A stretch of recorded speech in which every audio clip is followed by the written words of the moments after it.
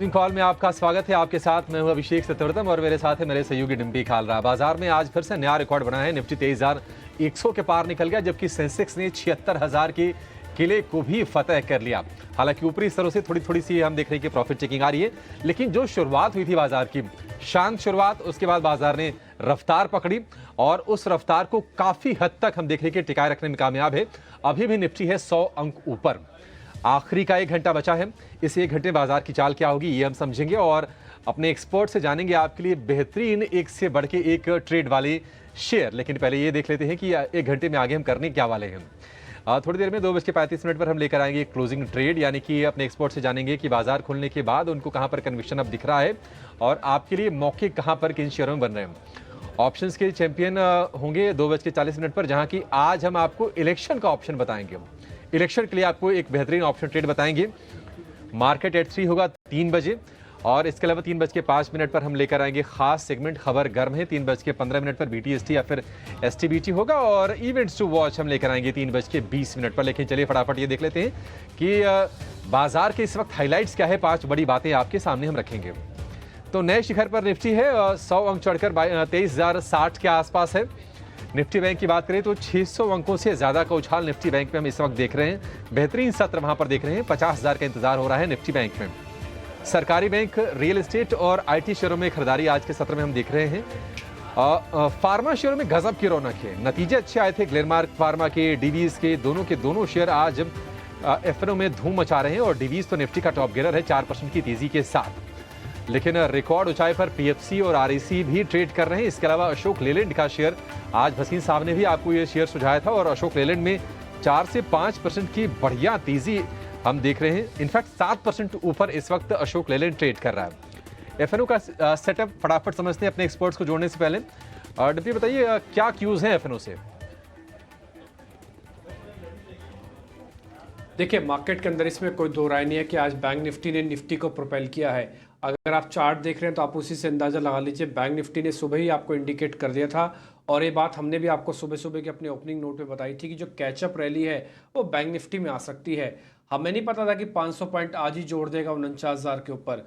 हमारा अपना आकलन था कि आज 49,300 पहले दिखाएगा, थोड़ा साइडवेज कर देगा, फिर नेक्स्ट डे हो सकता है आपको 49,500 मिले। इसलिए हमने 2 दिन का आपको टारगेट दिया था 49,500 का। मैं अपनी स्क्रीन पर इस समय देख रहा हूँ 49,600 तो आपको स्क्रीन पर ही दिख रहा है। तो ना केवल उसने स्पीड से उस टारगेट को अचीव किया, बल्कि कोई भी मौका ही नहीं दिया अगर सुबह सुबह किसी से छूट गया तो।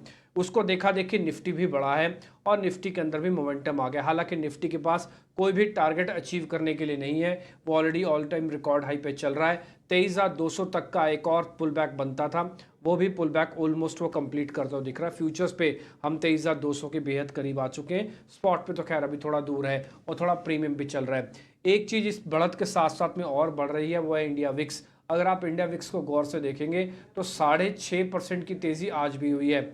और अभिषेक जी, आपको हम कई बार बता भी चुके हैं कि हमारा अपना मानना है कि चुनाव से ठीक पहले एक बार 25 का विक्स आ जाएगा। तो 23 का विक्स आपने ऑलरेडी अपनी स्क्रीन पे देख लिया। अगर आज का विक्स का आप हाई चेक करेंगे तो वो 26 का लगा हुआ है। यानी कि ना केवल आज रिकॉर्ड स्तरों पर निफ्टी वापस पहुंचा, आज बैंक निफ्टी अपने रिकॉर्ड स्तरों की तरफ पहुंच रहा है, इंडिया विक्स भी अपने रिकॉर्ड तरफ को पहुंच रहा है। और ध्यान रखिएगा इस बात का, अभी इवेंट क्लोज नहीं हुआ है। अभी ये सारी गुड न्यूज़ को डिस्काउंट करते हुए India VIX still are in the going upward stage में है और ये 25 तक का तो है ही। अगर इसके बाद बढ़ता है तो फिर थोड़ी सी चीज़ें आपको नोटिस भी करनी चाहिए। और आप कुछ करें ना करें, एक चीज़ ज़रूर कर लें कि अपनी पोजीशंस को इतनी कर लें कि अच्छे से हैंडल हो पाए आपसे। आप तेज़ी रखो, मंदी रखो, ये फैसला आपके ऊपर छोड़ा जा सकता है। लेकिन एक फैसला तो हर सर्वमान्य होगा कि थोड़े वॉल्यूम कम कर दिया जाए, क्योंकि जैसे जैसे विक्स बढ़ेगा मार्केट के अंदर वॉलिटिलिटी यानी कि चरम पर उतार चढ़ाव होगा। कोई बड़ी बात नहीं है, देखते ही देखते बाजार तेज़ी से लाल निशान से वापस हरे निशान में आने लग जाए। और मैं आपको सुबह भी ये बात नोटिस करवाई थी कि आज का दिन और कल का दिन ही मार्केट के पास ऐसा है जहाँ पे कोई ट्रिगर नहीं है। नहीं तो बुधवार को आपके पास बैंक निफ्टी का वीकली एक्सपायरी नहीं, बड़ी एक्सपायरी है। फिर बृहस्पतिवार को बड़ी एक्सपायरी निफ्टी की होगी। शुक्रवार को आप यही देखते रह जाओगे कि 1 तारीख को एग्जिट पोल किस तरह से आएंगे। फिर 3 तारीख को एग्जिट पोल पे रिएक्शन दोगे, 4 तारीख को आप रिएक्शन दोगे सीधा चुनावों पर। तो आपके पास 4 दिन लॉक हुए पड़े हैं। सिर्फ 2 दिन का ही मोमेंटम है और इसी मोमेंटम के अंदर जिसको जो पोजीशंस हल्की करनी है बाजार मौका दे रहा है और वो आप भले चाहे तो कर भी सकते हैं या फिर आप होल्ड करें ट्रेडिंग स्टॉप लॉस जैसा आपको ठीक लगता हो। एक दो चीज़ मैं और नोटिस कराता हूँ। आज हम जब नया हाई बना रहे थे रिलायंस नहीं चल रहा था। आज बैंकिंग का दबदबा ज़्यादा है और हमने कई बार आपको नोटिस कराया कि जब बैंक का सर्वसम्मति के साथ सब लोग एक साथ चलेंगे ना तो आप देखेंगे कि बैंक निफ्टी लीडर के रूप में सामने आ जाएगा। आज सुबह से ही 12 के 12 शेयर बैंकिंग काउंटर्स के तेज थे जो हमने आपको सुबह नोटिस कराए थे। उसके बाद से निफ्टी को भी आज जो मौका, ऐसा नहीं था कि निफ्टी का डाटा खराब नहीं था, निफ्टी पहले घंटे में 3 बार लाल निशान में आया हुआ है। अगर आपको चेक करना चाहे तो भले चेक भी कर सकता है, लेकिन उसके बाद जब लगा कि बैंकिंग काउंटर स्ट्रांग है, थोड़े आईटी काउंटर्स के अंदर स्ट्रांगनेस दिखी, तो उसके बाद निफ्टी ने भी अपने आप को तेज कर लिया। लेकिन फिर भी time to time profit book करते रहे। ये बिना रिलायंस के बढ़ती हुई तेज़ी है जो आपको अपनी स्क्रीन पर अभी मैं दिखा रहा हूँ। बस यही मेरे को पॉइंट कहना है। इसके अलावा बाजार में वैसी कोई दिक्कत नहीं है, ना ही मैं आपको डराऊंगा, ना ही घबराऊंगा और ना ही मैं ऐसे बोलूँगा कि एकदम से कूद गया हो। बस मैं कह रहा हूँ कि जो भी है उसको अच्छे से हैंडल करो और अगर वो अच्छे से हैंडल हो गया तो आप इस वॉलेटिलिटी से पार पा जाओगे, आप जी जाओगे। फिर 10 तारीख के बाद आप जैसे मर्जी काम करो। और जिसको ऐसा लग रहा है कि मैं वॉलेटिलिटी नहीं झेल पाऊंगा तो फिर वो कृपा करके 10 दिन के लिए मार्केट से धीरे धीरे करके अपने आप को साइडवेज कर दे। 10 दिन बाद आ जाए, कोई दिक्कत थोड़ी ना उसके अंदर। मेहमान हमारे साथ जुड़ रहे हैं, अंशुल जैन हैं, उनसे बातचीत करेंगे। विभोर वाशने हैं, उनसे बातचीत होगी। आज हमारी अविनाश कोरेक्षकर है, काफ़ी दिनों बाद हमारे साथ जुड़ रहे हैं, उनसे भी बातचीत होगी। श्रीकांत चौहान भी हमारे साथ जुड़ जाएंगे थोड़ी देर में, उनसे भी बातचीत होगी। अंशुल बहुत शुक्रिया, थैंक यू वेरी मच फिर से टाइम निकालने के लिए। विभोर काफ़ी दिनों बाद आपसे बातचीत हो रही है तो आपका भी शुक्रिया टाइम निकालने के लिए। अविनाश सर भी थोड़ी देर में हमारे साथ स्क्रीन पर जुड़ जाएंगे। अंशुल पहले आपसे शुरू करें, थोड़ा थोड़ा गाइड हमको कर दीजिए इंडेक्स पे। देखिए आपसे काफ़ी कुछ हमने सीखा समझा और उसके हिसाब से ये तो पता लग गया कि 23,000 का आना था निफ्टी, वो आ गया 23,000।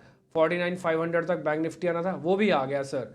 ठीक है जी, अभी क्या करना है ये भी बता दो। और जो नए लोग हैं जिनके पास कुछ भी नहीं है उनको तो मेरे को लगता है शांति बरतनी चाहिए और तो कुछ नहीं करना चाहिए। नमस्कार डिम्पी जी। नमस्कार अभिषेक जी। डिम्पी जी, जैसा अब डिस्कस हुआ था 48,260 मंथली और क्वार्टरली वीवैप के ऊपर 49,400 आएगा। 3 से 4 दिन में टारगेट अचीव हो गए हैं तो प्रॉफिट्स को थोड़ा सा एंजॉय करना चाहिए। सामने बड़ा इवेंट खड़ा हुआ है और विक्स भी थोड़ा सा बढ़ रहा है, तो मैं ये सजेस्ट करूंगा यहाँ पे या तो 49,400 49,350 का ट्रेलिंग स्टॉप लॉस ले लें, या सबसे बेटर है कि प्रॉफिट बुक करके एंजॉय करें इस हफ्ते को, क्योंकि थर्सडे फ्राइडे से विक्स में काफी तेजी आती हुई दिखेगी और वहां पे वोलेटिलिटी बढ़ेगी। थोड़ा सा दिक्कत भरा माहौल आएगा क्योंकि सैटरडे एग्जिट पोल के रिएक्शन हम मंडे को देंगे। तो प्रॉफिट्स मिल रही हैं तो या तो बुक कर लेना चाहिए या 49,350 का ट्रेलिंग स्टॉप लॉस ले लेना चाहिए। और निफ्टी पे 22,950 एक मेजर सपोर्ट है, उसका ट्रेलिंग स्टॉप लॉस ले लेना चाहिए। निफ्टी जरूर 23,250 तक ऐसा लग रहा है कि निकल जाएगा, बट अगेन 75% प्रोबेबिलिटी यही है कि प्रॉफिट बुक करके थोड़ा सा वेट करना चाहिए क्योंकि साइडवेज जाने की प्रोबेबिलिटी बढ़ती जा रही है। ठीक है, बाजार में साइडवेज जाने की प्रोबेबिलिटी बन रही है और आज निफ्टी को या फिर निफ्टी बैंक को जो सपोर्ट मिला वो एचडीएफसी बैंक से लगातार तीसरे सत्र में बहुत ही अच्छी वाली तेजी हो रही है। चलिए फटाफट अब ये जान लेते हैं कि आपके लिए ट्रेड के मौके कहां पर बन रहे हैं अगले 1 घंटे में या फिर कल के लिए आपको कुछ ट्रेड करना हो। लेकर आएंगे क्लोजिंग ट्रेड्स।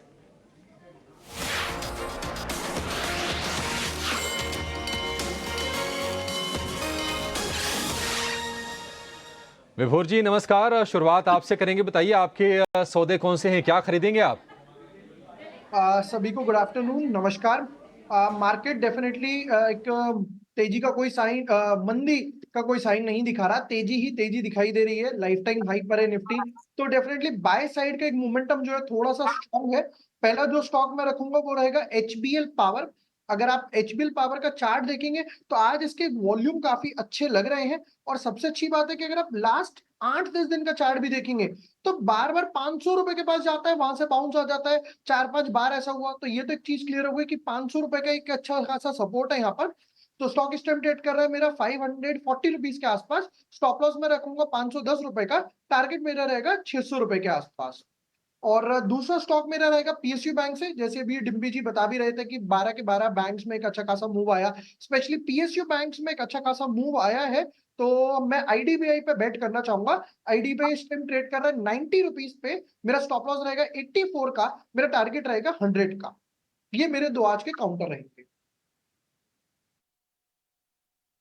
ठीक है। एचबीएल पावर, जो आप कह रहे हैं विभोर की वॉल्यूम बढ़ा हुआ, दरअसल एचबीएल पावर के नतीजे भी आ जाए हैं और नतीजों में जो मेन हाईलाइट रहा है वो हो रहा है उनके मार्जिन का नंबर ऑलमोस्ट डबल कर दिया है। एचबीएल पावर ने 600 रुपये का टारगेट आपको दे रहे हैं विभोर, और 540 रुपये पर ये शेयर ट्रेड कर रहा है एचबीएल पावर का।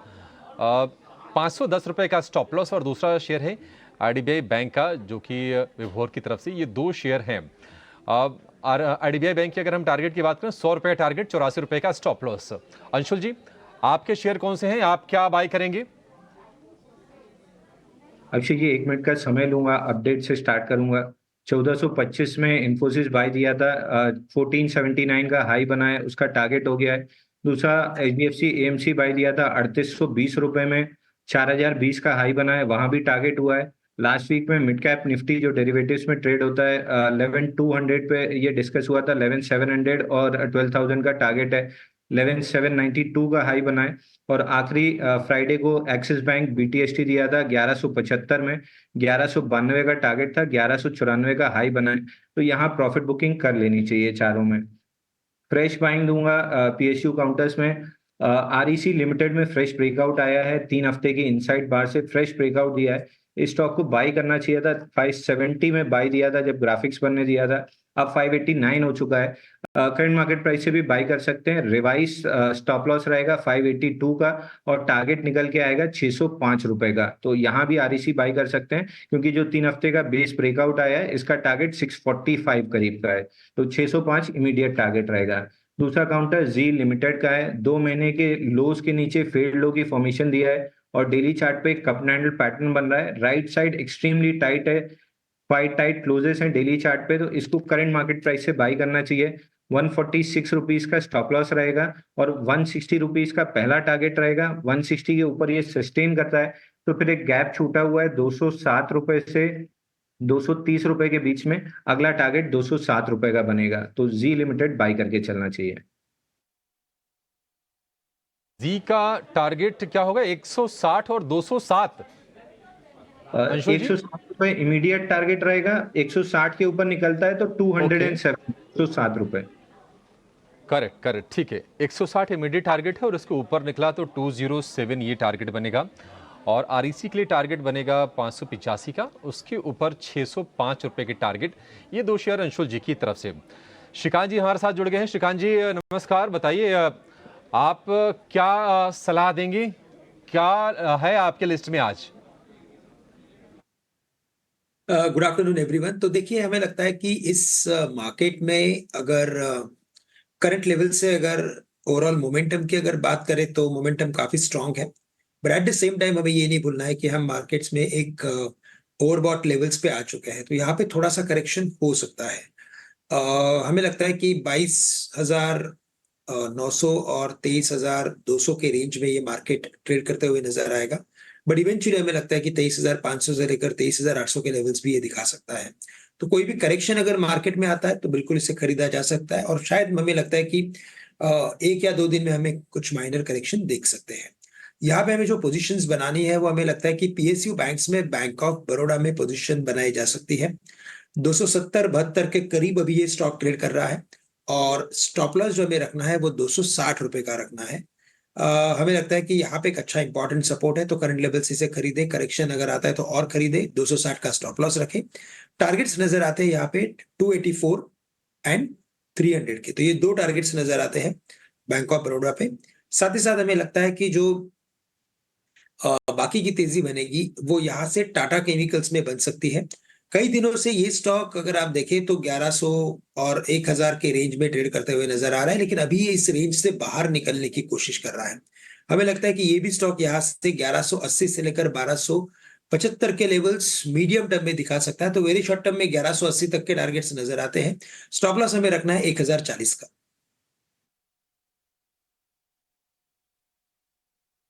तो टाटा केमिकल्स पे कॉन्फिडेंस काफ़ी हाई है, बस ये यहीं से बार बार पलट जाता है, लेकिन ये कई बार क्या होता है ना, मार्केट के कॉन्टिन्यूंट मूव देने के लिए जाना भी जाता है शेयर।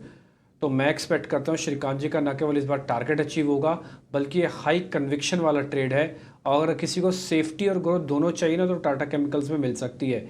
ये जो 1040 का स्टॉप आपको मिला है ना, ये बहुत ही पक्के वाला स्टॉप लॉस है इसका, और यही चीज़ आपको नोटिस करनी चाहिए। एक चीज़ मैं आपको बताऊंगा साथ में, फिर अविनाश सर भी जुड़ गए हैं, उनसे भी हम एक शेयर जरा लेंगे आज। जब हमने कार्यक्रम की शुरुआत की थी तो निफ्टी करीब 100 पॉइंट ऊपर था, अभी निफ्टी करीब 64 पॉइंट ही ऊपर है। तो मैं आपको सिर्फ यही बात बताना चाहता था, जब मेरे से क्वेश्चन पूछा गया कि बाजार के अंदर डेरिवेटिव का डाटा क्या करें, सब कुछ ठीक है, सब कुछ चंगा सी, लेकिन उस चंगे के बीच में ये चीज़ भी मान लीजिएगा कि विक्स अभी भी है, और दूसरा ये इवेंट क्लोज नहीं हुआ है। आप हर अच्छी चीज़ को तो डिस्काउंट कर रहे हैं, बुरी चीज़ की गारंटी कौन लेगा? वो बुरी चीज़ की गारंटी पेंडिंग है बॉस अभी भी मार्केट के अंदर। मैं नहीं चाहता कि कोई भी ऐसी खबर आए जिससे बाज़ार को दिक्कत हो, लेकिन फिर भी बाज़ार अपने तरीके से चलेगा, वो सारी चीज़ों को ठीक नहीं कर रहा है, वो कुछ कुछ चीज़ें ऐसी छोड़ के जा रहा है जिससे कि थोड़ा कन्फ्यूजन भी रहे और थोड़ा बहुत आपको पता भी लगता रहे कि इवेंट अभी क्लोज नहीं हुआ है, उसको ध्यान रखिएगा। इसलिए बहुत तेज़ी से बाज़ार ऊपर नीचे हो तो इसमें कोई डरने की आशंका या घबराने की बात भी नहीं है, आराम से शांति से ट्रेड कीजिए कम वॉल्यूम के साथ। अविनाश सर हमारे साथ जुड़ चुके हैं। अविनाश सर नमस्ते, बहुत बहुत शुक्रिया, thank you very much. Sir हम टेक्निकल वालों से तो कॉल्स लेते ही रहते हैं और कई बार वो कॉल्स हमको फिट भी होती हैं, काफ़ी स्विंग भी मिल जाता है, लेकिन जब आप कोई शेयर ढूंढ के लाते हैं या कोई शेयर आप स्टडी करते हैं ना, तो उसमें हमको दो चीज़ों का बिल्कुल कॉन्फिडेंस होता है। पहला, एक तो आपकी स्टडी, आपकी इंटेलिजेंस उस शेयर के लिए बहुत इंपॉर्टेंस रखती है, हमारे को नॉलेज मिलती है। दूसरा, जो उसका प्राइस एप्रिसिएशन होता है तो अच्छे से होता है, उसमें को वॉलिडिटी आराम से मैनेज कर लेते हैं। तो सर ऐसा कोई शेयर है आपके पास, इवेंट सामने है, कोई अच्छा शेयर, बेहतरीन शेयर? नहीं, बिल्कुल। इनफैक्ट डिम्पी देखिए, हमारा जो फंडामेंटल कॉल है वो एक बहुत ही डिफरेंशिएटेड कंपनी पे है, जो आपके चैनल पे बहुत पहले हमने रेकमेंड किया था, लेकिन काफी तेजी उसमें ऑलरेडी हो चुकी। लेकिन अभी जो माहौल है, मुझे लगता है कि यहाँ से भी अच्छा अपसाइड आने की पॉसिबिलिटी है। और कंपनी का नाम जो मैं सजेस्ट करने वाला हूँ उसका नाम है EFC इंडिया लिमिटेड। देखिए, ये बेसिकली इंडिया की काफी बड़ी कोवर्क स्पेसेस वाली कंपनी है जो एंटरप्राइज बिजनेस में काम करती है। और अभी हाल ही में AWIFS वर्क स्पेसेस का एक IPO खुला है। तो हमने देखा है कि ये कंपनी भी बहुत बड़ी है, करीबन 5 मिलियन स्क्वायर फुट का इनका टोटल ऑफिस एरिया है। लेकिन पिछले 4 साल से ये लगातार लॉस कर रही है, लेकिन फिर भी जो IPO का प्राइस है वो करीबन 380 रुपया है। अगर EFC की बात करें तो मुझे लगता है कि इस साल कम से कम 370-375 करोड़ का रेवेन्यू आएगा और कम से कम 55-60 करोड़ का प्रॉफिट आने का अनुमान है। कंपनी की इक्विटी बहुत छोटी है, करीबन 8 करोड़ की इक्विटी है। और मुझे लग रहा है कि इस लेवल से भी अगर कोई खरीदता है तो अगले साल, सवा साल में ये कम से कम अच्छा खासा अपसाइड आपको दिखा सकता है। करंट प्राइस 450 है। यहाँ से मुझे लगता है कि कम से कम 550 का एक फर्स्ट फेयर वैल्यू बन सकता है। दूसरी बात, ये इंटीग्रेटेड प्लेयर है, इनकी खुद की एक फिट आउट कंपनी है जो खुद फिट आउट्स ऑफिसेस के लिए बनाते हैं, तो ये मार्जिन बचाते हैं। अभी फर्नीचर बिजनेस में भी ये उतर रहे हैं। और एक इंपॉर्टेंट बात जो शायद इन्वेस्टर्स को पता हो, सेज वन इन्वेस्टमेंट्स PMS जीरोडा, इन्होंने हाल ही में इनके कंपनी के प्रेफरेंशियल इशू में पैसा डाला है। तो मुझे लग रहा है कि देखिए, जब आपको प्रॉफिटेबल बिजनेस मिल रहा है, रिटर्न ऑन इक्विटी करीबन 18-20% है, रिटर्न ऑन कैपिटल एम्प्लॉयड 25% है, तो यहाँ पे विकल्प काफी अच्छा है। तो ये एक मेरी तरफ से मिड कैप पिक है जो मुझे लगता है कि आने वाले 12 से 15 महीने में आपको बहुत अच्छा मोटा मुनाफा देगा।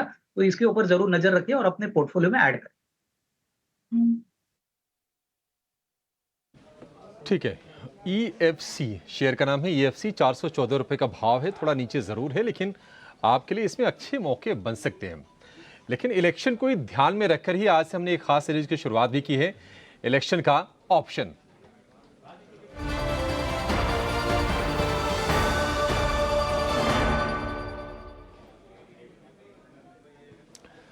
ध्वनि पटेल हमारे साथ जुड़ गई हैं आपको एक बेहतरीन ऑप्शन ट्रेड बताने के लिए। ध्वनि, बताइए कहां पर आपको मौके दिख रहे हैं और समय बहुत ज़्यादा नहीं रह गया है। आपकी नज़र में कौन सा ऑप्शन है स्टॉक में या फिर इंडेक्स में जहां पर पैसे बन सकते हैं? Good afternoon Abhishek ji. यहाँ पे हमारा ऑप्शन का जो ट्रेड यहाँ पे रहेगा वो बैंकिंग क्षेत्र से रहेगा। बैंक ऑफ बड़ौदा का स्टॉक जो है वो यहाँ पे बॉटम बनाकर अपनी ट्रेजेक्ट्री में वापस ऊपर की तरफ बढ़ रहा है। बाइंग एक्शन इसके अंदर देखने को मिल रहा है। अभी फिलहाल हम एक्सपायरी के नजदीक है, तो करंट मंथ की नहीं, नेक्स्ट मंथ की एक्सपायरी के यहाँ पे बाय करना है हमें ऑप्शन। तो जून की आपको ऑप्शन 275 की यहाँ पे जून की ऑप्शन आपको 17 से 17.5 रुपए के बीच में यहाँ पे बाय करने को मिलती है, तो आप वहां से इसको खरीदे। टारगेट इसका जो है वो ऊपर की तरफ 25 रुपए का रहेगा और स्टॉप लॉस आपको 14.5 रुपए का लेके चलना है। अधिकतम मुनाफा जो आपको यहाँ पे हो सकता है वो 21,900 तक का हो सकता है और अधिकतम नुकसान 8,775 तक। ठीक है, तो बीओबी की 275 वाली कॉल खरीदनी है 17.5 के भाव पर, लक्ष्य 25 रुपये, स्टॉप लॉस 14.5 रुपये, अधिकतम मुनाफा 21,937, अधिकतम नुकसान 8,775 रुपये का। लेकिन ध्यान रखिए, ऑप्शन ट्रेड थोड़े रिस्की होते हैं, स्टॉप लॉसेज आपको फॉलो करने चाहिए। अदरवाइज होता ये कि 10 में से 9 लोग नुकसान कर बैठते हैं और अधिकतम जो नुकसान होता है वो होता है 50,000 रुपये का। ध्वनि, बहुत शुक्रिया आपका जुड़ने के लिए और ये बेहतरीन स्ट्रेटजी हमारे दर्शकों को बताने के लिए। एक छोटा सा ब्रेक लेंगे और ब्रेक के बाद जब लौटेंगे तो कुछ और बजिंग स्टॉक्स पर हम चर्चा करेंगे, आपके जाएगा नहीं।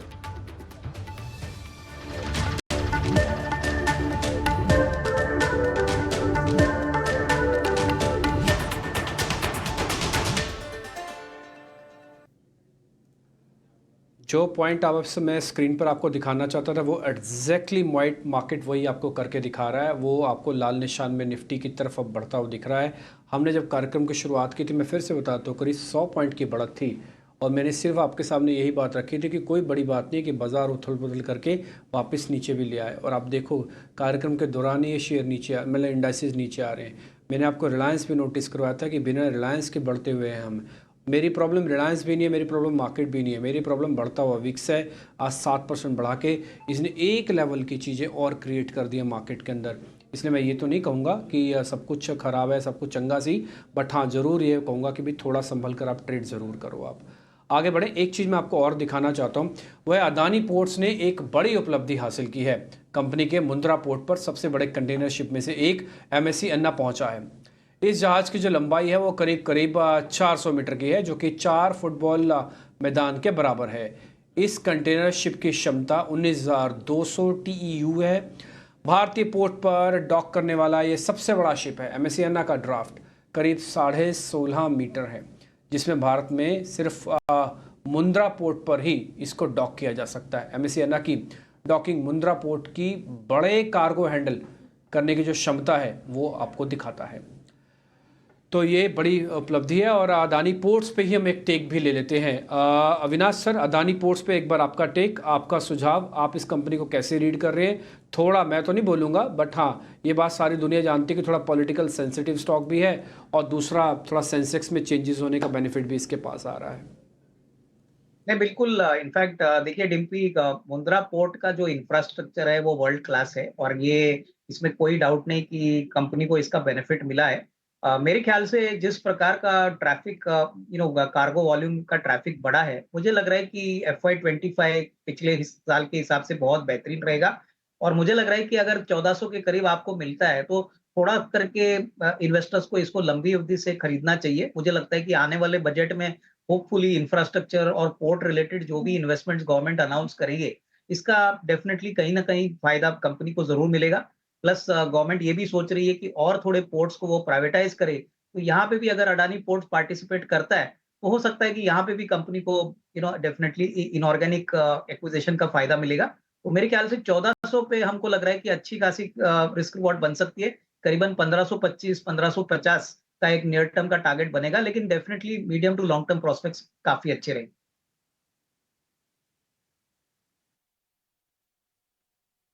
बाजार देखते देखते इस समय निफ्टी लाल निशान में आ चुका है और जैसे मैंने आपको शुरुआत में भी यही बात नोटिस कराई थी, एक ना कॉल मेरे से छूट गई, इनफैक्ट पुट छूट गई है पूछने के लिए। मैं भी थोड़ा बिजी रह गया तो मैं पूछ ही नहीं पाया। ये 23 मई है बॉस, ये तो ख़त्म हो गई है, ठीक है ना, निफ्टी की वीकली। अब आप 30 मई वाली दिखाओ, ये तो जा ही चुकी है। 23 मई तो डेट ही चलेगी तो उसका ट्रेड कैसे आएगा? ठीक, अब आप मई वाली दिखाओ, निफ्टी की 23,000 कॉल और 23,000 की पुट। मैंने आपको जो सुबह मेरे से जब क्वेश्चनिंग होती है कि निफ्टी को लेकर क्या करना चाहिए, तो मैंने आपको एक बात बहुत अच्छे से बताई थी कि भाई बाजार साइडवेज हो सकता है। अगर ये साइडवेज भी होता है थोड़ा सा भी, तब भी एक कॉल और पुट के प्रीमियम्स को खा जाएगा। और यही बात प्रशांत जी ने भी आपको नोटिस करवाई थी। अगर आप अपनी स्क्रीन पर चेक करना चाहोगे तो 23,000 की पुट और 23,000 की कॉल दोनों के अंदर प्रीमियम मीटिंग हो रही है। आप स्क्रीन पर प्रोड्यूसर साहब अगर कोशिश करें तो दिखाना। हाँ, 23,000 की कॉल और 23,000 की पुट दोनों जा रही हैं। विभोर काफ़ी दिनों बाद हमारे साथ जुड़े, एक काम उनसे करते हैं, जरा उनसे थोड़ा आइडिया लेते हैं। विभोर, ये जो प्रीमियम मीटिंग होगी मार्केट को साइडवेज रख के, जैसे कि मैं बताता हूँ 23,200 ऊपर का बैंड बना दो और 22,800 का बैंड बना दो, इसमें से अगर कहीं भी कुछ नहीं हुआ तो क्या होगा, इसी बैंड में 400 पॉइंट में सारे कॉल्स और पुट्स के प्रीमियम खा जाएगा, क्योंकि आर्टिफिशियल राइज हुए पड़े हैं कॉल्स और पुट्स के प्रीमियम्स। तो आपकी क्या राय है, थोड़ा ऑप्शन से दूर रहें या जिनको राइटिंग करनी आती है सिर्फ वही काम करें, नहीं तो सीधी सीधी कॉल पुट खरीदना इस समय थोड़ा खतरनाक है, कम से कम जब तक रेंज का ब्रेकडाउन या ब्रेकआउट नहीं होता। डेफिनेटली देखिए, अभी आप विक्स की वजह से, विक्स भी आप देख रहे हैं कि कहाँ से 10 से लेकर आज 23-24 तक भी हिट कर आया, उसकी वजह से। और इवेंट आने वाला है, लास्ट फेज बचा हुआ है वोटिंग का, फिर उसके बाद एग्जिट पोल्स आएंगे, जिनकी वजह से प्रीमियम डेफिनेटली हाई है। अगर आप ऑप्शन में ट्रेड करना चाहते हैं तो डेफिनेटली एक हेज के साथ कर सकते हैं। अभी जैसे आपने ऑप्शन राइटिंग की बात करी, तो आप ऑप्शन राइटिंग में या तो आप आयरन कॉन्डोर बना सकते हैं, या फिर फॉर एग्जांपल क्रेडिट स्प्रेड के साथ भी जा सकते हैं। जो ऑप्शन बायर है वो डेबिट स्प्रेड के साथ एक काम कर सकते हैं, तो उससे क्या है कि आपका एक रिस्क मैनेज हो जाएगा और लॉस रिड्यूस हो जाएगा।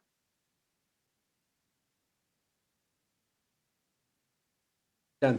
एक दो शेयर और भी है, जरा पता कर लेते हैं कि उनमें क्या करना चाहिए।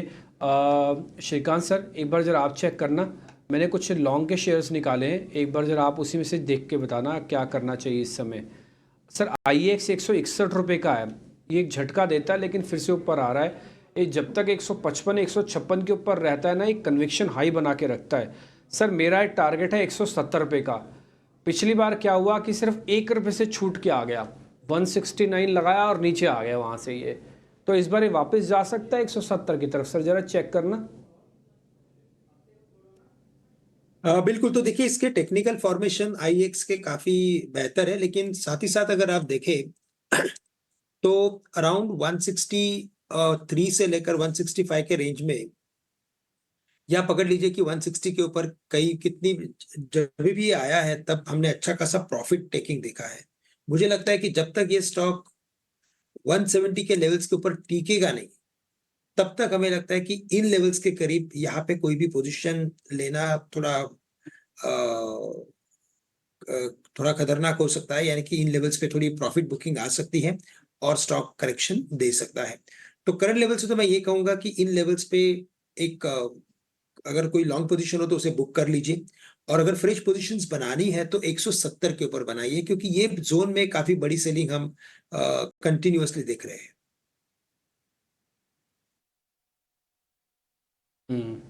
ठीक है, डन सर। तो 170 तक आने की प्रोबेबिलिटी तो इसके अंदर हाई है। खैर इस बीच आपको बता दूं, इंडिया विक्स सब 7% बढ़कर 23 साढ़े 23 के आसपास पहुंच गया। 25 तक तो वैसे ही आ जाएगा, ये देखेगा भी नहीं। मैं बता रहा हूँ कल दिन हो सकता है गैप के साथ खुले, ठीक है। तो 25 तक का विक्स आ गया, तो हमारा जो अपना टारगेट था कि आपको चुनाव से ठीक पहले 25 का विक्स भी दिखेगा अपनी आंखों से, ये कुछ वही होता हुआ आपको दिख रहा है। देखते हैं आगे और क्या होता है। कुछ स्टॉक्स और भी नज़र आ रहे हैं। PFC और एक REC दोनों का कॉम्बिनेशन दोनों को स्क्रीन पे दिखाइएगा, हाँ, और दोनों का ना 2 महीने का चार्ट एक साथ दिखाइएगा, 2 महीने का। अविनाश सर, ये बात सच है कि अगर सेम सरकार रिपीट होती तो पावर को लेकर वो काफ़ी एग्रेसिव रह सकती है, लेकिन PFC और REC आपको नहीं लगता कि कुछ ज़्यादा ही डिस्काउंट कर रहे हैं इस चीज़ को? दोनों के प्राइसिंग में किसी तरह की कोई रुकावट नहीं है। 3 महीने में 31% REC है, ऐसे PFC भी दिखाना 3 महीने का रिटर्न, उसका भी पता लग जाएगा अभी आपको। सर आपको लग रहा है कि थोड़ा ज़्यादा चल चुके हैं, यानी कि ये बात सच है कि पावर में रिफॉर्म्स होगा, ये बात भी सच है कि और बढ़ेंगे, लेकिन जरा देख के बताइए ये प्लेट कहाँ से लेके आए प्रोड्यूसर साहब, ये मत लगाइए। ठीक है अविनाश सर। देखिए Dimpy, power finance corporation PFC या REC की बात करें तो लगातार सर्किट टू सर्किट स्टॉक्स चल रहे हैं, और पिछले 3 महीने में आपने सही कहा कि जो मोमेंटम इन स्टॉक्स में देखने को मिला है वो इस बात पे है कि नैरेटिव पे है कि नई गवर्नमेंट आती है तो बजट में और थोड़े पावर सेक्टर के रिफॉर्म्स आएंगे, power distribution, power financing, power generation, ये सारे सेगमेंट्स में डेफिनेटली गवर्नमेंट बहुत अच्छे बड़े अनाउंसमेंट्स करेगी। मेरे ख्याल से देखिए अभी स्टॉक्स जो लेवल पे आए हैं, इंक्रीमेंटल अपसाइड अभी थोड़ा सा लिमिटेड है, क्योंकि कोई बड़ा अर्निंग ट्रिगर नहीं है। जब तक जून क्वार्टर के नंबर नहीं आते, जब तक कोई फ्रेश कमेंट्री मैनेजमेंट से नहीं आती, तब तक मेरे ख्याल से प्योरली नैरेटिव से ही ये स्टॉक्स चलेंगे। और हो सकता है कि वंस नया गवर्नमेंट अनाउंस होता है तो थोड़ा सा बढ़ने के बाद ये थोड़ा कंसोलिडेट करे या थोड़ा सा बिकवाली का प्रेशर भी देखने को मिले। लॉन्ग टर्म डेफिनेटली अच्छा है, बट शॉर्ट टर्म में हो सकता है कि थोड़ी सी मुनाफा वसूली शायद इन स्टॉक्स में आए, क्योंकि 30-35% 3 महीने में काफी सिग्निफिकेंट है। तो उस पॉइंट ऑफ व्यू से थोड़ा सा मैं कॉशियस रहूंगा। फ्रेश बाइंग नहीं, बट जिनको लॉन्ग टर्म होल्ड करना है वो होल्ड करे, but fresh buying in levels पे नहीं करना चाहिए। इसी PFC चले बहुत हैं, फ्रेश बाइंग आपको अवॉइड करनी चाहिए। लेकिन बाजार में ऊपरी स्तरों से तेज गिरावट हम कहेंगे। निफ्टी ने 22,900 के नीचे भी गोता लगाया, वहां से थोड़ी थोड़ी रिकवरी की कोशिश हो रही है, उथल पुथल हो रही है, लेकिन ऊपरी स्तर से करीब 200 अंक नीचे गिरकर 22,900 के नीचे बाजार पहुंचा था। निफ्टी बैंक की बात करें तो वहां पर भी बहुत तेज स्विंग हो रहा है। अभी हम देख रहे थे कि 225 अंकों के आसपास की तेजी थी, अब हम देख रहे हैं कि करीब 350 अंकों के आसपास की तेजी है। तो 2 मिनट के अंदर ये आपको पूरा का पूरा स्विंग मिल रहा है। और अगर आप एडवांस डिक्लाइन रेशियो को देखेंगे तो वो भी एनएससी पर अभी भी मंदी के खिलाड़ियों के पक्ष में है। 1487 शेयर है इस वक्त लाल निशान में, और उसके मुकाबले करीब 950 शेयर इस वक्त हरे निशान के साथ कारोबार कर रहे हैं।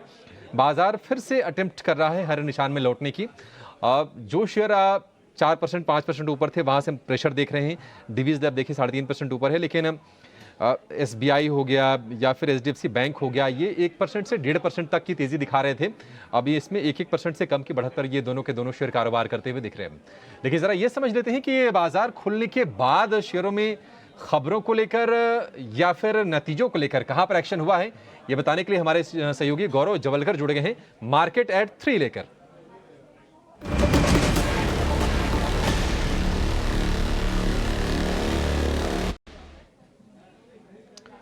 गौरव बताइए कहां पर एक्शन हो रहा है?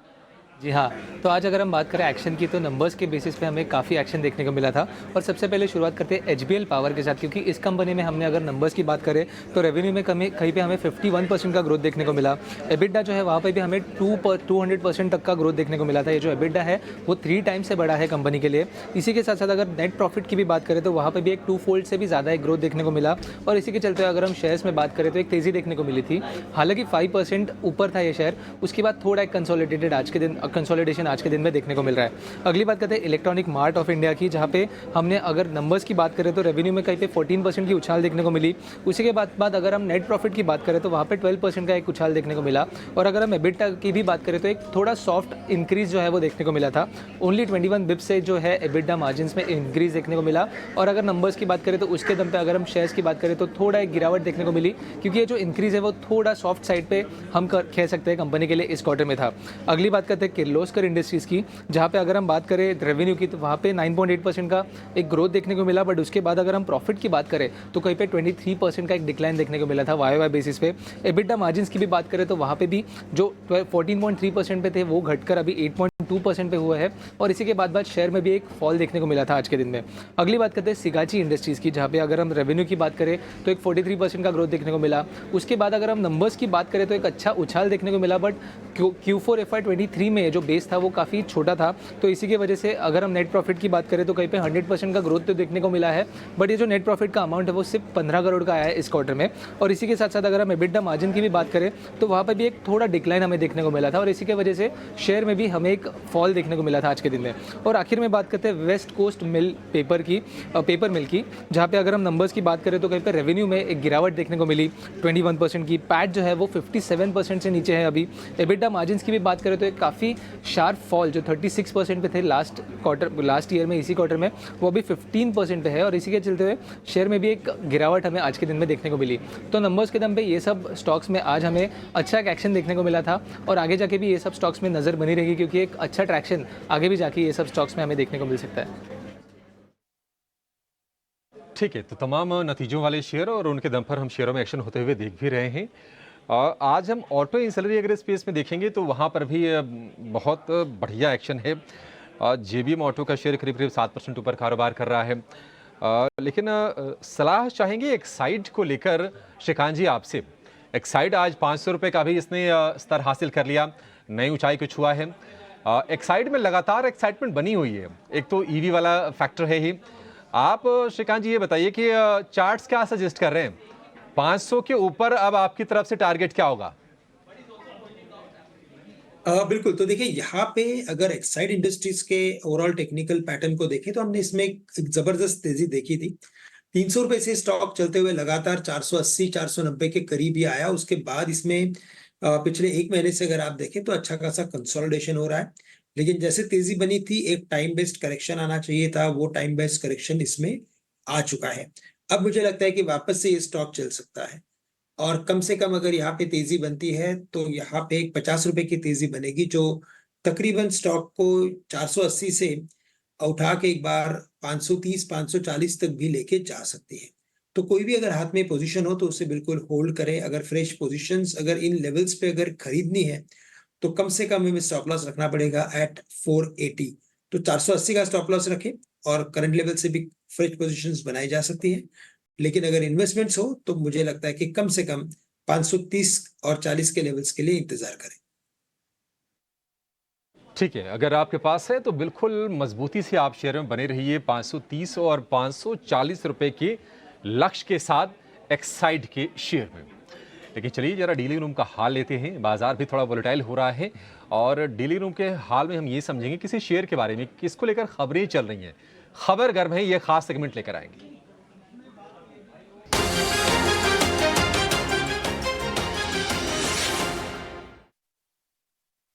जी बिल्कुल, फिनोलेक्स केबल्स फोकस में रहने वाला। यहाँ पे हमारी डीलर्स के से बातचीत हो रही है, जहाँ पता चल रहा है कि HNI बाइंग दिख रही है अलग अलग काउंटर्स में, और दिन के शुरुआती ट्रेड में जो है यहाँ से बाइंग देखने मिली है। वॉल्यूम्स में भी पिकअप आया है और हमने फिर वायर केबल डीलर्स के भी मैन्युफैक्चरर से बात की। अब उनको भी होप है कि ज़्यादा एक्सपोर्ट ऑर्डर्स मिल सकते हैं और एक लार्ज कॉन्ग्लोमरेट हाउस है, वहाँ से ऑर्डर देखने मिल सकता है। मीडिया रिपोर्ट सजेस्ट कर रहे कि रिलायंस की आम टेलको इंफ्रा सोल्यूशंस देने वाली है घाना में। और इंटरेस्टिंगली अगर फिनोलेक्स केबल्स की बात करें तो 13% रेवेन्यू इनका टेलीकॉम के कम्युनिकेशन केबल्स से आता है। रिलायंस ऑलरेडी टेलको के जो एंसिलरी ऑर्डर्स है HFCL से ऑलरेडी जो है उनको देती है। तो इंटरेस्टिंगली आज जो है बास्केट बाइंग HNI सेगमेंट में देखने मिल रहा है, स्पेशली केबल सेगमेंट को देख के।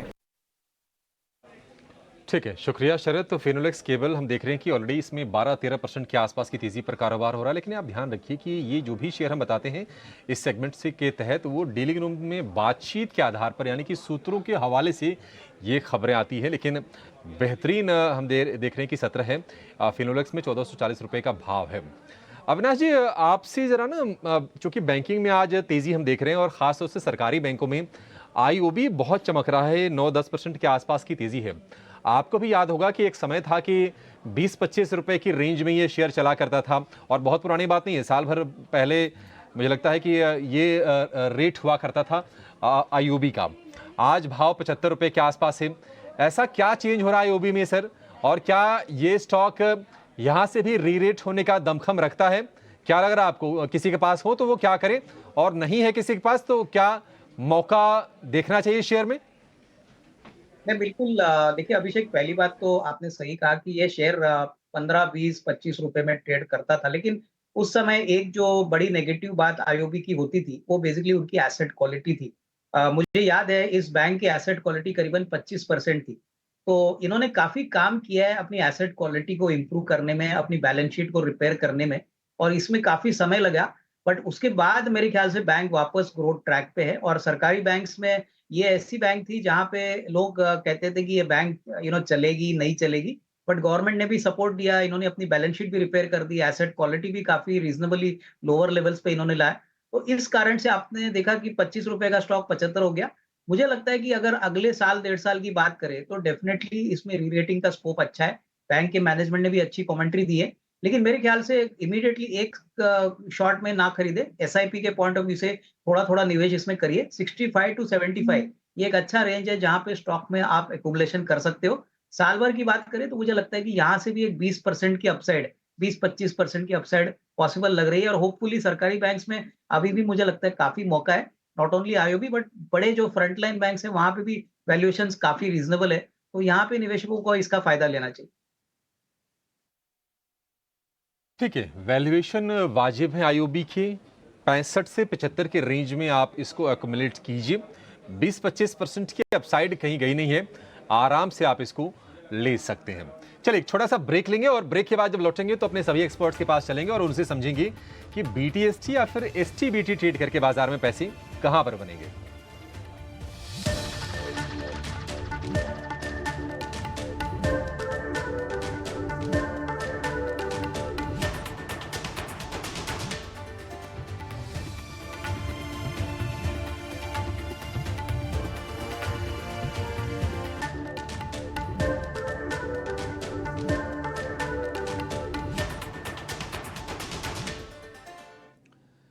ब्रेक पर एक बार फिर आपका स्वागत है। आपको पता है बाजार पूरी तरह से समय चुनाव और चुनाव से आई हुई कोई भी खबर है उस पर तेज़ रिएक्शन दे सकता है। बढ़ता हुआ विक्स और सारी जानकारी आपको यही बताती हुई दिख रही है।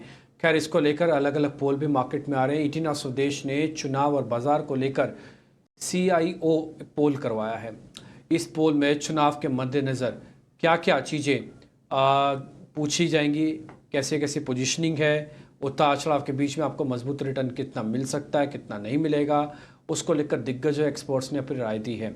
आइए इस पोल को कुछ अंश हमने निकाले हुए हैं जो मेरी सहयोगी अनीशा आपको बता रही हैं। अनीशा से कनेक्ट करते हैं और इस पोल का पूरा आनंद लेते हैं। अनीशा, बताएं आप।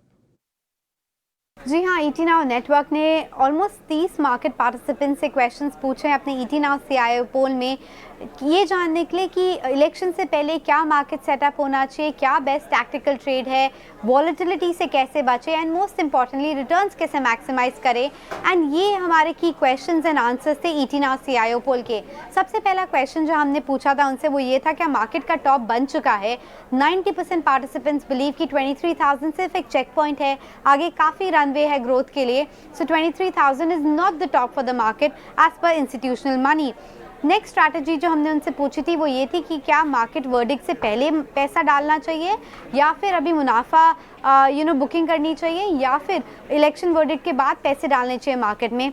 वहाँ पे जो ओवरवेलमिंग रिस्पॉन्स है वो ये है कि इलेक्शन से पहले ही पैसे डाल देने चाहिए, बट यदि आपने वो अभी तक नहीं किया है तो 37% पार्टिसिपेंट्स बिलीव कि शायद वर्डिक्ट के बाद भी वो अपॉर्चुनिटीज़ आएंगे।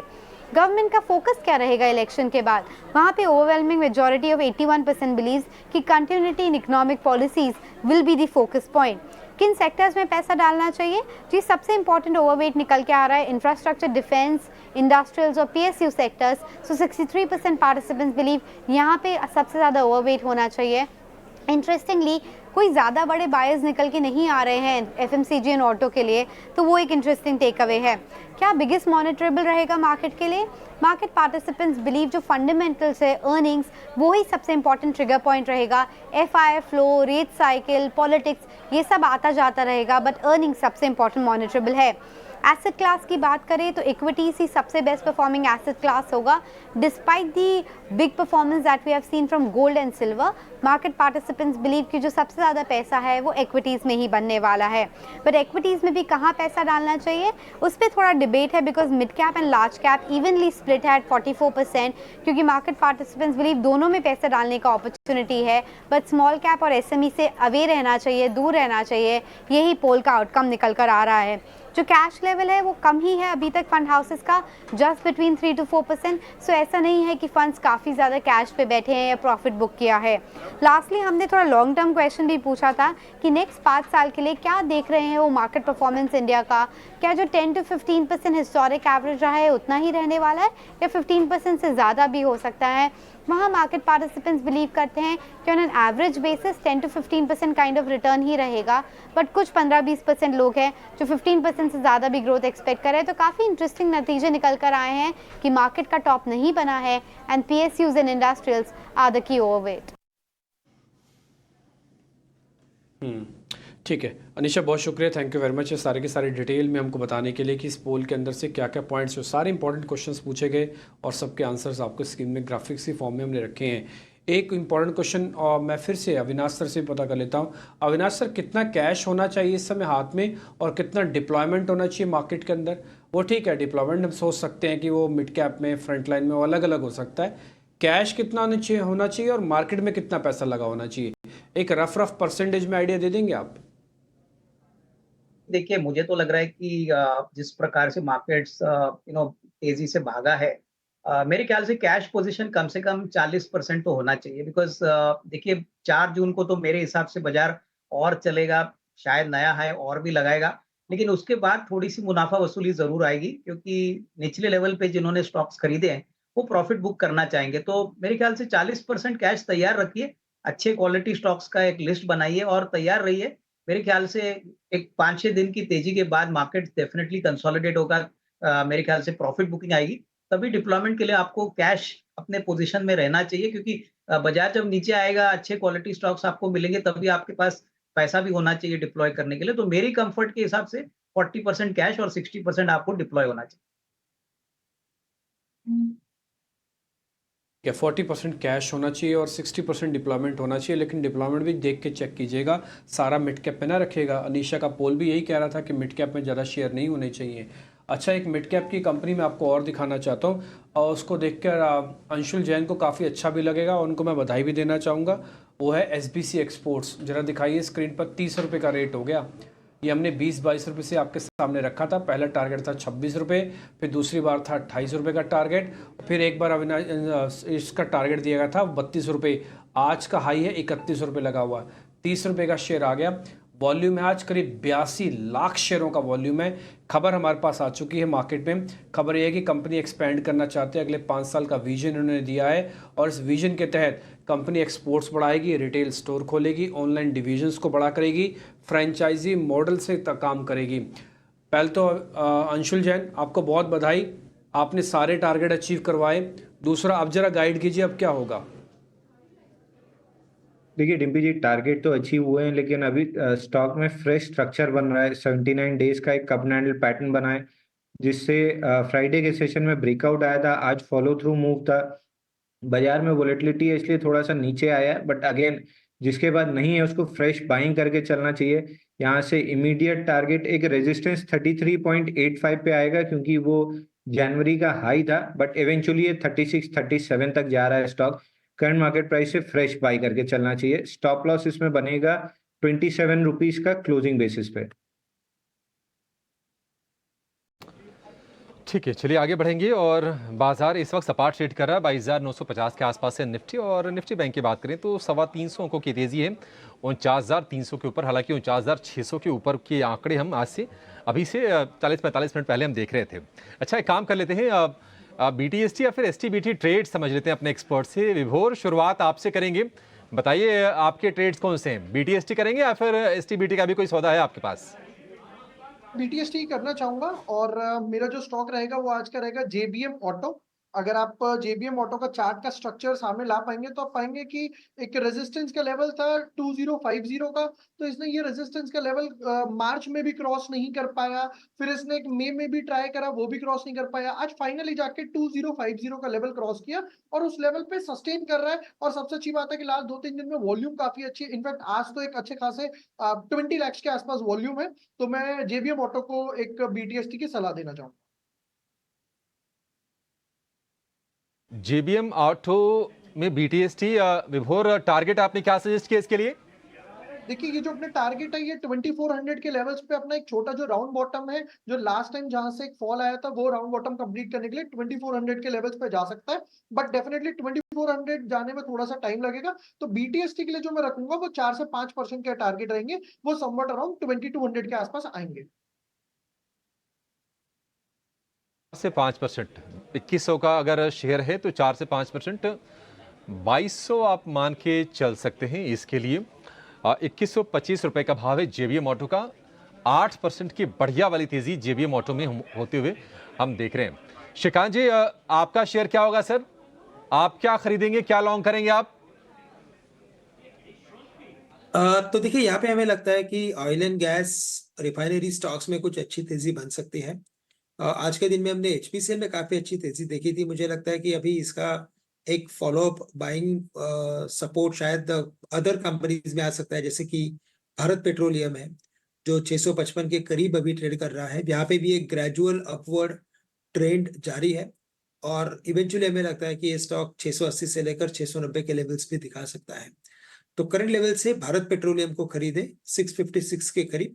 स्टॉप लॉस यहाँ पे रखे एट 645, तो 10 रुपए का स्टॉप लॉस रखना है।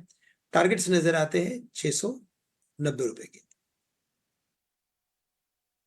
ठीक है, 10 रुपए का ही स्टॉप लॉस है और 690 रुपए के टारगेट, यानी कि यहाँ से करीब करीब 34-35 रुपए ऊपर के टारगेट होंगे आपके लिए BPCL में। परफेक्ट, ये एक और आपके लिए बाई का सौदा मिल गया BTST ट्रेड को लेकर। इसके टारगेट स्टॉप लॉस भी हम स्क्रीन पर लेकर आ जाएंगे। लेकिन अंशुल जी, आप बताइए सर, BTST आपको मौका कहाँ दिख रहा है, कहाँ कन्विक्शन आ रहा है आपका? देखिए अभिषेक जी, शो के स्टार्टिंग में मैंने कहा था कि निफ्टी बैंक निफ्टी अब प्रॉफिट बुक कर लेना चाहिए। विक्स 7% बढ़ा है तो डाउनसाइड प्रेशर रहेगा और जनरली मार्केट में फील्ड ब्रेकआउट्स जो हैं वो दूसरी तरफ काफ़ी तेजी से चलते हैं। मैकडॉवेल्स में मंथली में एक टाइट रेंज थी और वीकली में इनसाइड बार पैटर्न था, जहाँ से सुबह ब्रेकआउट आया था और अब ब्रेकआउट को फेल करते हुए 2 हफ्ते के लोज के नीचे आया है। तो कंप्लीटली लॉन्ग्स जो हैं वो ट्रैप्ड हैं। यहाँ पे एसटीबीटी करना चाहिए, 1155 1157 की रेंज में एसटीबीटी करना चाहिए। स्टॉप लॉस बनेगा 1175 का 20 रुपए का, और टारगेट नीचे में बनेगा 1120 और 1100 रुपए का। तो ये 2 टारगेट्स के साथ इसको सेल करके जा सकते हैं। 1120 रुपए के भी टारगेट यूनाइटेड स्पिरिट्स में आएंगे। ये एसटीबीटी का शेयर आपके लिए अंशु जी की तरफ से। अविनाश सर, डिफेंस वाली जो कंपनीज है ना उसमें लगातार तेजी है और उसमें खास तौर से जो शिप बिल्डिंग वाली है वहां पर भी तेजी है। आप ये बताइए, पारस डिफेंस आज 52 हफ्ते की ऊंचाई पर ये शेयर पहुंचा है। अब चूंकि सरकार अगर रिपीट होती है तो निश्चित तौर पर जो भी आत्मनिर्भर भारत है, मेक इन इंडिया है, ये प्रोग्राम आगे बढ़ेगा। और अच्छी चीज़ ये है कि विदेशों से भी खूब भर भर के ऑर्डर मिल रहे हैं डिफेंस कंपनीज को। डिफेंस को लेकर आपका कितना कन्विक्शन है? हम लोग बातचीत कर रहे हैं तो तमाम ऐसे एक्सपर्ट्स का मानना है कि अभी वैल्यूएशन ऐसा नहीं कि बहुत ज़्यादा महंगे हो गए हों, आप छू नहीं सकते। आपकी रीडिंग क्या कहती है सर? और आपका कोई पसंदीदा शेयर इलेक्शन के लिहाज से अगर कोई लेना चाहे तो कौन सा होगा वो? मेरे ख्याल से देखिए, डिफेंस सेक्टर में मैं समझता हूँ कि आपने मरीन सेक्टर की बात करी तो गार्डन रीच, माझगांव डॉक, कोचीन शिपयार्ड, ये तीनों विकल्प अगर किसी को लंबी अवधि के लिए खरीदने हैं तो डेफिनेटली अगर अच्छा कोई करेक्शन आता है तो आपको खरीदने के मौके समझना चाहिए। लेकिन हमारा जो पसंदीदा स्टॉक है वो भारत इलेक्ट्रॉनिक्स रहेगा। देखिए, नंबर्स इस साल बहुत तगड़े थे। मैनेजमेंट की कमेंट्री अगले साल के लिए भी बहुत बढ़िया है। करीबन 75,000 करोड़ का ऑर्डर बुक है। इस साल ऑपरेटिंग कैश फ्लो 6,000 करोड़ के ऊपर का था। बिल्कुल कर्जा मुक्त कंपनी है और कम से कम 1.5-2 साल की रेवेन्यू विजिबिलिटी इस कंपनी में है। तो मुझे लग रहा है कि इस लेवल से अगर कोई खरीदता है तो 350 का टारगेट 340 350 कंफर्टेबली मिलना चाहिए, purely on fundamental. Of course नई गवर्नमेंट आती है, बजट में क्या अनाउंसमेंट्स आते हैं ये कहना मुश्किल है, लेकिन डिफेंस एक ऐसा थीम है जो मुझे लग रहा है कि अगले 2 साल 3 साल के लिए गवर्नमेंट फोकस में रहेगी और मेक इन इंडिया का जो इनिशिएटिव है इसका फायदा सारी डिफेंस कंपनीज को मिलेगा। ये शेयर आपके लिए इस बीच आपके स्क्रीन पर नतीजे आ गए हैं। इंडो काउंट के आय 35% बढ़ी है, 1093 करोड़ रुपए। लेकिन इंडो काउंट का जो शेयर है वो कमजोरी के साथ ही ट्रेड कर रहा है। आय तो बढ़ी है लेकिन बाकी भी चेक कर लेंगे कि मुनाफे का आंकड़ा कैसा आया है, इसके मार्जिन के फिगर कैसे आए हैं। लेकिन इस बीच अगर आप देखेंगे इंडो काउंट इंडस्ट्रीज़ ये गिरावट के साथ ही कारोबार कर रहा है। इंडो काउंट एक बार ज़रा आपसे व्यू ले लेंगे श्रीकांत जी। टेक्निकल नजरिए जरा शेयर कीजिए इंडो काउंट को लेकर, जिसके पास है वो क्या करे अभी?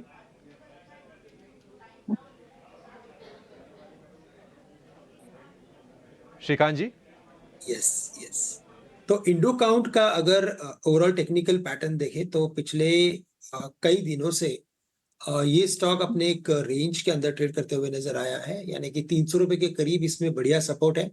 और रेजिस्टेंस अगर आप देखें तो रेजिस्टेंस में मोस्ट ऑफ द टाइम ये 400 के करीब आता है और फिर इसमें वापस से सेलिंग बनती है। इस बार भी हमें लगता है कि जो 300 के लेवल्स है उन लेवल्स के करीब करीब इसमें सपोर्ट दिखाई दे रहा है और वापस से एक रिकवरी बन रही है। तो करंट लेवल से जब तक 300 के लेवल्स को ना तोड़े तब तक इसमें जो भी पोजीशन उसे होल्ड करके रखे। और अगर आज की क्लोजिंग इसमें 320 के ऊपर की अगर आती है तो यहाँ पे फिर 300 रुपए के स्टॉप लॉस के साथ कुछ लॉन्ग की पोजीशंस बनाई जा सकती है। ठीक है, 2 मिनट है मार्केट के बंद होने में और आज पूरा दिन मार्केट के अंदर आपको सिर्फ लास्ट का 1 घंटा अगर आप छोड़ देंगे ना तो वैसे आपको कहीं कोई दिक्कत तकलीफ नहीं दिख रही होगी। लेकिन लास्ट के 1 घंटे में एक्चुअली में जिस चीज़ से आप जूझेंगे ना वही चीज़ का असर आ गया। वो था बढ़ता हुआ विक्स और साथ ही थोड़ी सी चिंता, जैसे हमने स्टार्टिंग में भी कहा, अंशुल जी ने भी कहा, आपको थोड़ी देर पहले श्रीकांत भी बता रहे थे, विभोर ने भी नोटिस करवाया और खुद अविनाश सर भी ये कह रहे हैं कि देखिए 40% पैसा कैश में रखो, नहीं तो ये भी कह सकते हैं मार्केट में लगाए रखो, क्या दिक्कत है, 40% पैसा वो भी कैश में रखो। तो सभी चीज़ों का निचोड़ यही है कि मार्केट के अंदर आप थोड़ी पोजीशनिंग को लाइट कर लो। पहला पॉइंट, उतनी रखो जितनी हैंडल हो सके। दूसरा पॉइंट, प्रॉफिट बुक करना सीखो। बाज़ार के अंदर हर अच्छी खबर पॉजिटिवली डिस्काउंट हो रही है भाव में, लेकिन फियर में नहीं हो रहा। अभी कोई भी नेगेटिव खबर डिस्काउंट नहीं हुई। दूसरी पॉइंट, अगर आपके पास कोई भी पोजीशंस ज़्यादा है तो उसको कम कर लो। दूसरा पॉइंट, 10 दिन अगर ये छोड़ भी दोगे तो कहीं कोई आफत नहीं आने जा रही है। बोले सर आप हमसे एक अपॉर्चुनिटी लॉस्ट करवा रहे हो। सर अपॉर्चुनिटी किस चीज़ की, पहले ये तो चेक करो। आपको पता है कि शॉर्ट प्रॉफिट आएगा, या आपको मालूम है कि शॉर्ट लॉस होगा? तो जब शॉर्ट पता नहीं और मार्केट वॉलेटिलिटी की चरम सीमा पर जा रहा है, क्यों एक्सपेरिमेंट करने फालतू के?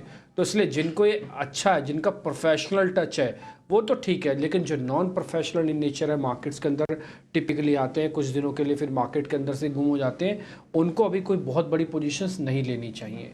और अगर ले भी रहे हैं 60% पैसा मान लो डिप्लॉय भी किया हुआ है, तो कोशिश करें अच्छी कंपनीज के साथ भी टिके रहें, स्मॉल और मिड कैप में थोड़ा बहुत दूरी बना के रखें।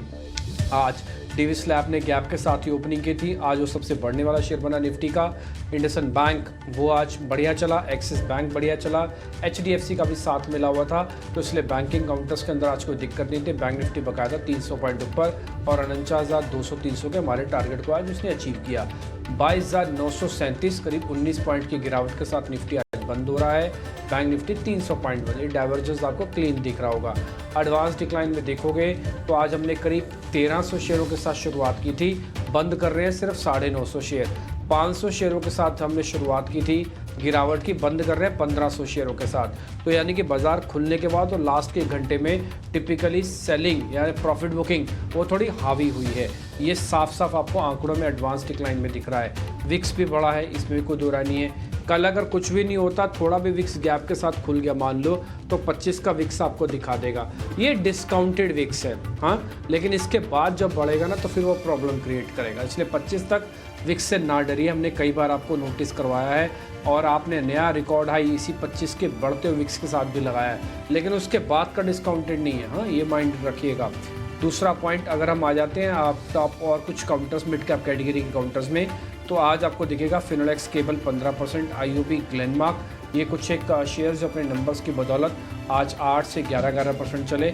आज जिनका दिन ठीक नहीं था वो था PNC infra, Hindustan zinc, Schneider का, EIH होटल्स का, इनका दिन ठीक नहीं था।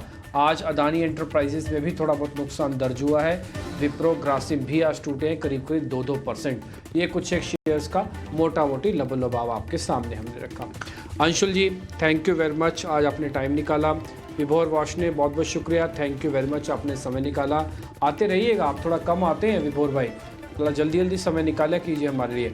Avinash sir thank you very much, आज आपने वो शेयर भी बताया जो एक बढ़िया वाला है, और दूसरा आप ये भी बता रहे हैं कि 40% पैसा कैश में रखो। श्रीकांत आपका बहुत बहुत शुक्रिया, थैंक यू वेरी मच कार्यक्रम में जुड़ने के लिए।